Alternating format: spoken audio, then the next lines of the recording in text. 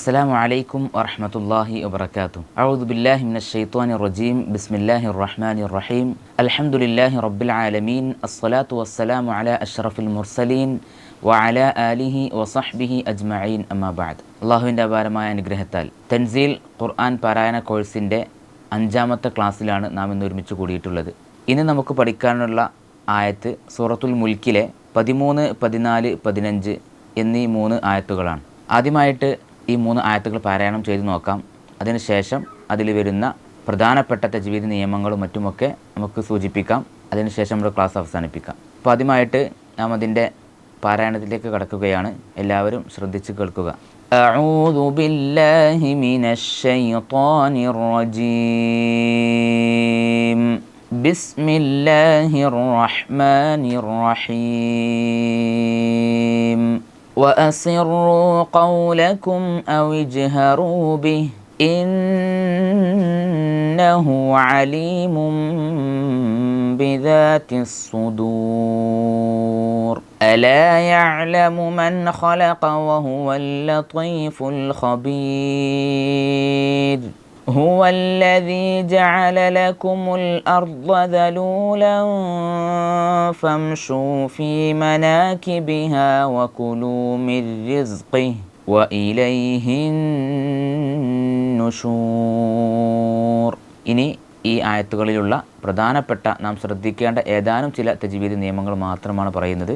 അപ്പോൾ ആദ്യത്തെ ആയത്ത് വഅസിറു ഖൗലകും അവിജ്ഹറൂ ബിഹി. ഇവിടെ ശ്രദ്ധിക്കാനുള്ളത് വഅസിറു ഖൗലകും, ഖാഫിൻ്റെ മഖർജ് നാം ശ്രദ്ധിക്കണം. ഖൗലക്കും എന്ന് പറയരുത്, ഖൗലക്കും ഖാഫാണ് അവിടെ ഉള്ളത്. അതുപോലെ ഖൗലക്കും അവിജ്ഹറൂ ബിഹി. ഇവിടെ സുക്കൂനുള്ള മീമിന് ശേഷം ഹംസ് വന്നതുകൊണ്ട് ഇവിടുത്തെ നിയമം ഇൽഹാറാണ്, അഥവാ ആ മീമിനെ വെളിവാക്കി ഉച്ചരിക്കുകയാണ് വേണ്ടത്. അപ്പോൾ വഅസിറു ഖൗലക്കും എന്ന് ചുണ്ട് പൂട്ടിയിട്ട് മണിക്കാതെ അവിജ്ഹറൂ ബിഹി എന്ന് ഉച്ചരിക്കുകയാണ് വേണ്ടത്. അതുപോലെ അവിജ്ഹറൂ ബിഹ് എന്ന് നാം നിർത്തുമ്പോൾ, വഖഫ് ചെയ്യുമ്പോൾ അവസാനം ബിഹ് എന്ന് കാറ്റ് പുറത്തേക്ക് പോകേണ്ടതുണ്ട്. അതുപോലെ അവിടുത്തെ വഖഫിൻ്റെ ചിഹ്നമാണ് സില.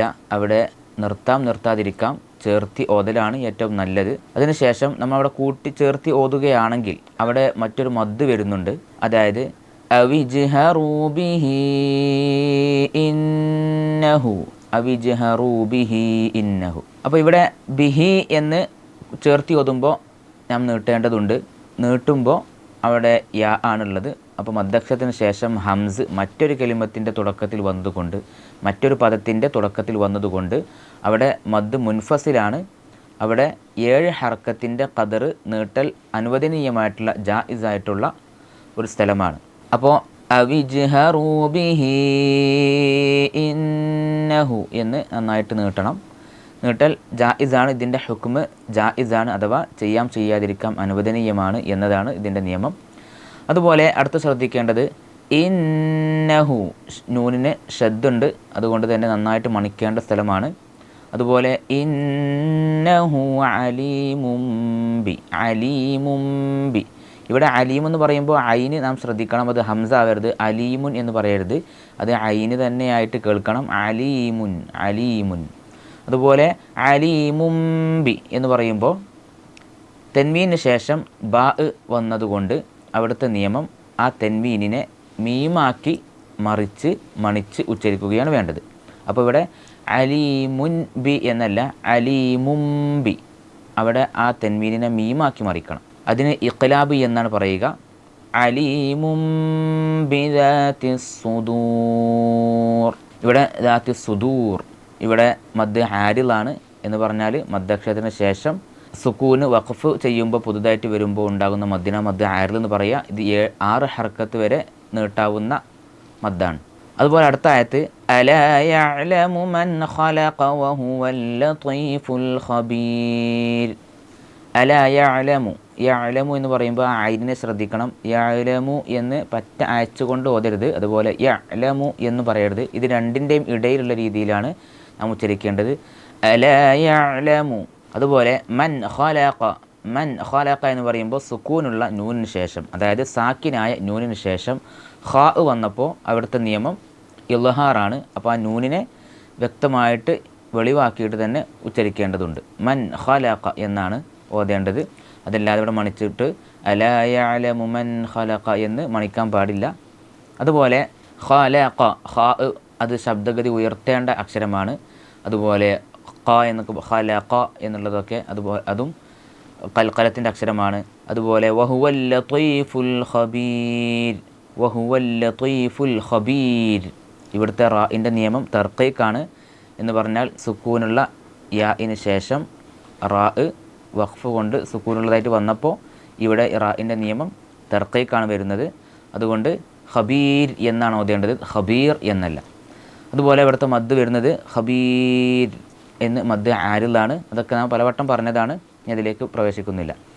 അതുപോലെ അടുത്ത ആയത്ത് ഹുവല്ലദീ ജഅല ലകുമുൽ അർള ദലൂലൻ ഫംശൂ ഫീ മനാകിബിഹാ വകുലൂ മിർ റിസ്ഖിഹി.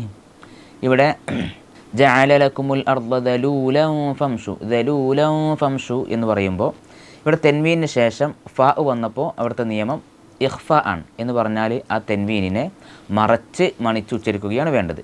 അപ്പോൾ ആ തെൻവീനിനെ അവിടെ ഇല്ല എന്ന രീതിയിൽ ദലൂലൻ ദലൂലൻ ഫംശു നമ്മൾ മൂക്ക് കൊണ്ട് മണിക്കുകയാണ് വേണ്ടത്.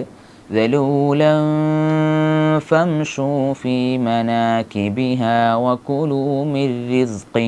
അതുപോലെ വകുലൂ മിർ റിസ്ഖി ഇവിടെ സാക്കിനായ നൂനിന് ശേഷം റാ വന്നപ്പോൾ അവിടുത്തെ നിയമം ഇദ്ഗാം ബിലാഗുന്നയാണ്.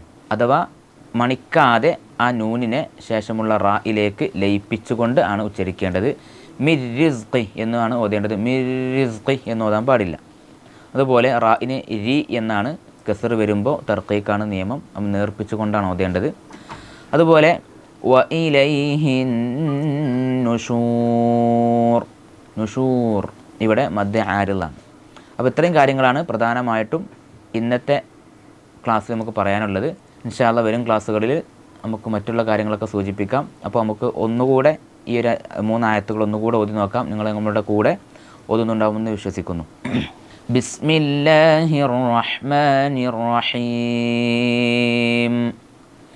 വഅസിറൂ ഖൗലകും ഔ ഇജ്ഹറൂ ബിഹി ഇന്നഹു അലീമും ബിദാതിസ് സുദൂർ.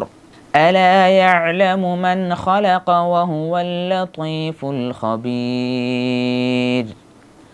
هو الذي جعل لكم الأرض ذلولا فامشوا في مناكبها وكلوا من رزقه وإليه النشور. അപ്പോൾ ഇന്നത്തെ ക്ലാസ് നമ്മൾ ഇതോടുകൂടി അവസാനിപ്പിക്കുകയാണ്. അല്ലാഹു സുബ്ഹാനഹു വ തആല നാം ഇവിടെ പറഞ്ഞതും നമുക്ക് കേട്ടതുമൊക്കെ സ്വീകരിക്കട്ടെ. വാഖിറു ദഅവാന അൽഹംദുലില്ലാഹി റബ്ബിൽ ആലമീൻ. അസ്സലാമു അലൈക്കും വറഹ്മത്തുള്ളാഹി വബറകാതുഹു.